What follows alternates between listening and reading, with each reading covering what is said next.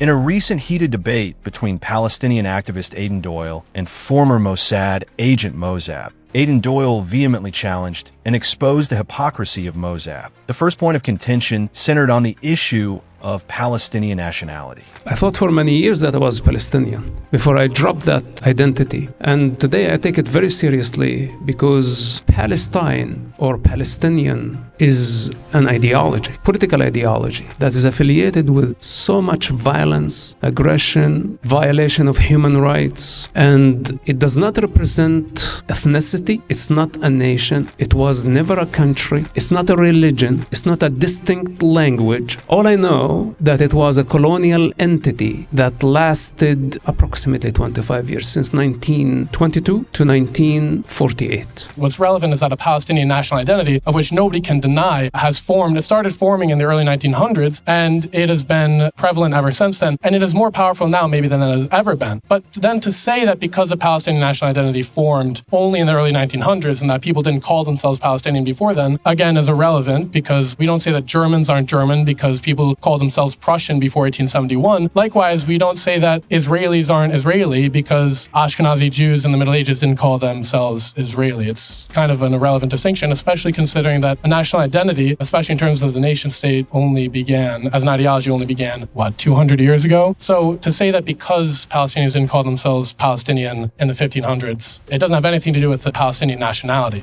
The discussion then quickly shifted to the issue of the killing of innocent civilians and ethnic cleansing of Palestinians by Israel. Who said that only Israel is killing civilians in Gaza? In the confrontation, in the shootouts, in the booby traps, Hamas is responsible, number one, for the atrocities of Gaza. And I think this is the problem with the anti-Israel, pro-Palestine movement, that they are in denial. They don't want to condemn Hamas for actually operating from populated areas and putting the civilians in the ways of harm. What are we expecting from any army trying to remove a bunch of savages from power? And there is no other way but to send foot soldiers. There is no other way but to confront, while the savages hide behind their own children. In the morning, they kill Jewish children for revenge, and in the evening, they kill their own children for propaganda. And this is how they brought the world to its knees, by harming civilians. This is the weapon in Hamas' hands. In a scenario where Hamas militants are putting children on the rooftops of military command centers, well, then those specific deaths are the responsibility of Hamas. But the deaths of the people in Tel al-Satan, right, the 40 innocent civilians who were killed by an IDF strike with no Hamas military center anywhere near, that is the responsibility of Israel. In Karim al-Sharif, back in the early couple months of the war, where 106 civilians were killed, again with no military center anywhere near, those deaths are the responsibility of Israel. And in any hospital that Israel bombs, in any safe zone, in any evacuation route, all of which Israel has bombed not only a few times, but repeatedly throughout the conflict, that is not only unjustifiable, not only illegal under international law because of a lack of proportionality, oftentimes the negligence of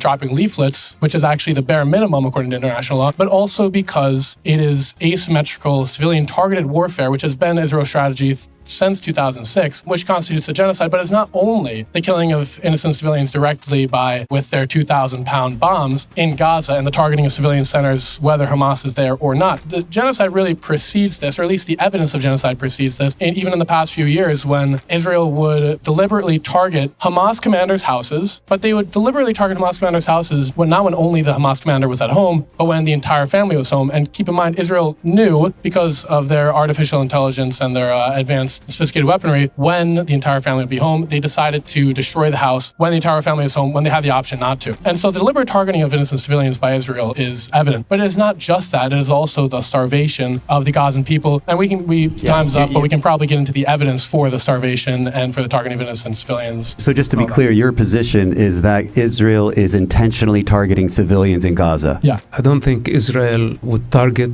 civilians intentionally. That's not possible. First of all, it would be totally idiotic. Why Israel would want to target civilians to create so much enemies around the globe? I was part of the Israeli operation for about 10 years, and many times there were civilians involved, and we canceled the operation. But the gravity of the situation in Gaza is completely different. When we have Hamas high-profile, dangerous terrorists who would hide in the tunnel for a long period of time, then Israel would have a shot And now this Hamas top leaders go hiding behind civilians. Does that make them immune? This is a war. And in war, there are red lines that nobody should ever cross. But is there a war without collateral damage, without civilians dying in it, especially when the terrorists deliberately hiding among civilians, using hospitals, schools as operation rooms? I've been in those hospitals and in the schools right beneath in the tunnels. If I wasn't there myself, I wouldn't even speak about it. It's mind-blowing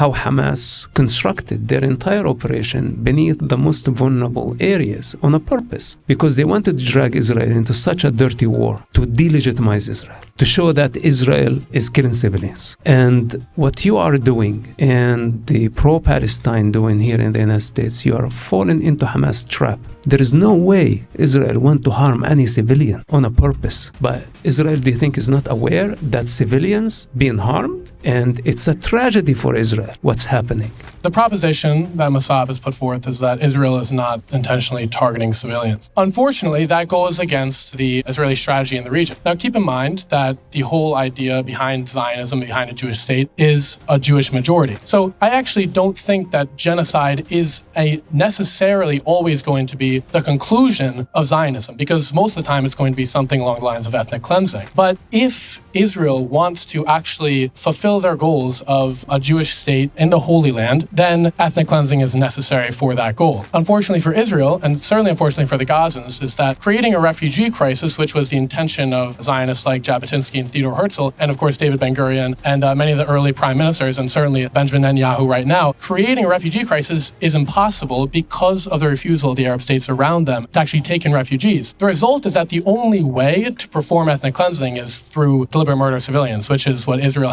is doing right now. And the evidence for that I've already outlined, that they target buildings where there are no Hamas military centers, but also they target buildings, whether there are Hamas militants in there or not, that the targeting of which is illegal under international law. It is the targeting of a population center, regardless of whether it's a military target, without regard to proportionality. We could probably get into proportionality at some point later in the discussion, but again, there is no excuse for the deliberate starvation of the population, which is one of the things that constitutes genocide, which nobody can defend and nobody can say it's because they don't want Hamas to survive or to thrive, because bread and water and cookies don't do anything for Hamas. They only allow the Palestinian population to not starve to death. Do you think Israel needed October 7 to happen so they can start the process of ethnic cleansing through bombing the shit out of people in Gaza? If there was an ethnic cleansing, it would have taken place over 70 years, and today you wouldn't find any Arab in the region. The ethnic cleansing actually took place in the Arab countries. Show me how many Jewish people are in the West Bank or in Gaza. Show me how many Arabs are in any Jewish in the Arab countries. There are 400,000 Jewish people in the West Bank right now. They're settlers. Hold on. No, there's 400,000 in the West Bank. Was the removal of Jewish people from Gaza, was that a result of the IDF removing them in 2005, or is that a result of Hamas pushing them out? It was a result of the IDF pushing them out in 2005. Then you asked the question about what are there Jewish people in the West Bank? Well, Area C is a part of the West Bank. It is an occupied territory, and there are 400,000 Jewish settlers there. I don't know why anybody would dispute that. That's just a fact. But then you talk about why are there still 2 million Israeli Arabs living in Israel right now? Well, it's important to understand what the goal of Zionism was, because the goal of Zionism has never been to eliminate every single Arab ever. It's never been to even ethnically cleanse every single Arab from Palestine. The whole goal of Zionism, having a Jewish state, was to just have a Jewish majority state. And if you actually understand the roots of Zionism, you'll understand that it was totally acceptable for the early Zionists to have, say, 2 million Arabs living in Israel, as long as there were many, many, many more Jewish people. So Zionism is both conducive to ethnic cleansing and to the reality of the situation, which is, of course, ethnic cleansing, which is that 2 million Arabs have been allowed to remain in Israel. It's not about getting every last Arab out of Israel. It's more about maintaining racial supremacy over Arabs in order so that the interests of the state of Israel and the Jewish people are maintained. It bears complete disregard to the people, to the Arab people in Israel and all the Palestinians in Palestine. Then the debate got personal. Have you ever been to Israel? No. But I'll say, what is happening to Israel and Palestine doesn't care whether I've been there or not. It's the reality, whether you like it or not. No, you can say what you want. You can say what you want. The evidence speaks for itself. The evidence speaks for itself. Because when you murder innocent civilians, it doesn't care whether Aiden Doyle goes to UCLA or not. It cares whether innocent civilians are murdered or not. It doesn't care whether Mossad was born in Palestine. It cares whether innocent civilians were murdered or not. That's the reality. It doesn't matter where I come from or where Mossad comes from. You have to understand that the actual reality, it doesn't matter where you come from. You can still understand what is happening. Because it doesn't care. Because it doesn't care. It doesn't care who. Stop. Whether somebody dies or not. If I'm born in the United States, it doesn't affect whether somebody dies in Palestine. You don't understand that. It matters. What matters then? Tell us. You're gonna get to ask him whatever you want afterwards. We will have Q&As, guys, after. Facts matter. Facts do matter. Facts matter. Facts don't change if I was born in Palestine or born in the United States. They don't change. They don't change. Okay, and what's the source of your information? Is Benny Morris okay? Is that a good source? Give me a legitimate book, and I would like to know an author that has the legitimacy, that they have studied, and they have the authority to speak on the topic. Name 3 books as source of your information. Yeah, sure. The Nation Forum by Rashida Khalidi. And who is that? I never heard of this woman. He was actually one of the peace process in the 90s. Okay. But you don't know about him. That's fine. I still respect your opinion. It doesn't mean that you're wrong just because you don't know a single author, okay? That's fine. I can go on. Benny Morris, The Righteous Victims, 1948. Both of those books. Does that satisfy you, or do you want me to keep on going? Keep going. Or do the facts change depending on how many books I've read? I could also talk about, I think it's called Creating a Nation by Eddie and Balabar. Or I could talk about Shalom Mossad, a Tel Aviv author who wrote The Invention of the Jewish People, an Israeli Tel Aviv author. So if your point is that what I'm saying is not right because I haven't read enough books, well, you're wrong on both counts. All the books that you read looks like going only in one direction, to delegitimize Israel. Do you know who Benny Morris is? I don't need to know. I think you're just making up stuff. The Making of the Israeli Nation. And I think... Making of the Israeli Nation. Do you know that book? Or are you just uneducated? What's the answer? Listen, what did I tell you from the beginning of this conversation? I don't need to read books to know my you land. You don't need to read books, but I don't do. need. I write the books. I write them. I live the experience. I am the author. All the credibility you gained. I am not a second-hand knowledge. All of the credibility that you gained by living in Palestine was taken away from you when Israel put you on their paycheck. Okay. Do you have evidence that I have a paycheck from Israel? You worked for Israel for 6 years. It's in your biography. What's your evidence? So you weren't paid to work for Israel. You just did it willingly. Well, exactly. 10 years fighting and chasing after terrorists who blow up, killed Americans, Israelis, Arabs, Muslims, all type of people indiscriminately. Do you think you can sit here and judge me and tell me it's like you did it for money?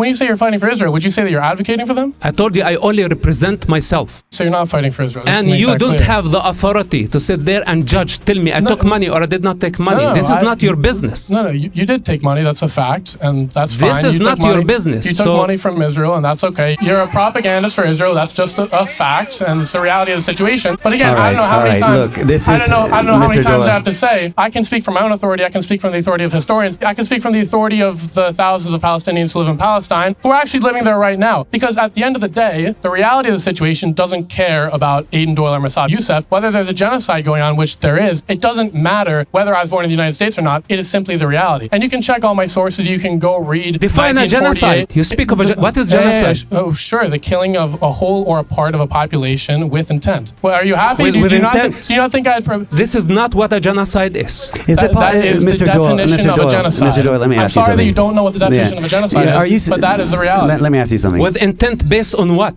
Based on their ethnicity, based on their religion, based on their culture? Based on their national identity as Palestinians. Well, Palestine is But you can talk about intent. I mean, we can start naming names. We can go back to Emily Eliyahu, who wanted to nuke Gaza. We can go back to Theodore Herzl, who wanted to remove all of the Gazans from, all the Palestinians from Palestine. We could go back to the Mowing the Lawn initiative, which is high-frequency, civilian-targeted, asymmetrical warfare that targets civilian infrastructure. Right. It doesn't matter. It doesn't matter where you go. Do you think... It doesn't matter where you go. There is intent. Okay, one moment. Do you think you are smarter than the judge of the ICC who just said that what happens in Gaza is not a genocide? Do you mean the ICJ? The ICJ, yeah. Do you think you are smarter than the judge? Absolutely not. Do you think you're smarter than the judge? I am not smarter than the judge. And the judge said what's happening in Gaza is not a genocide. No. Well, actually, that's not true. What they said, well, for one, the determination as to whether a genocide is going on actually hasn't been deliberated, so you're just spreading misinformation. What they said was that the rights What they said was that the rights of the Palestinian people, especially the rights of the people of Gaza, are at risk of, their rights to not be genocided are at risk of being infringed. And they said that in order for Israel to comply with international law in all three resolutions that they have released, they had to do a number of things. They had to stop targeting civilian population centers. They had to stop starving the population, which includes arresting the people who were stopping the aid from getting into Gaza, which they haven't done. And they also had to not invade Rafah. None of those three things they have done. And so when Mosab says that the ICJ has said that Israel is not committing genocide, they made no such determination. The actual determination will come out in probably 2 or 3 years.